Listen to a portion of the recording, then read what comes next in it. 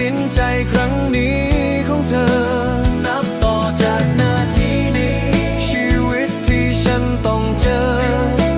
ไม่เป็นไรหรอกเธอฉันให้ด้วยความยินดี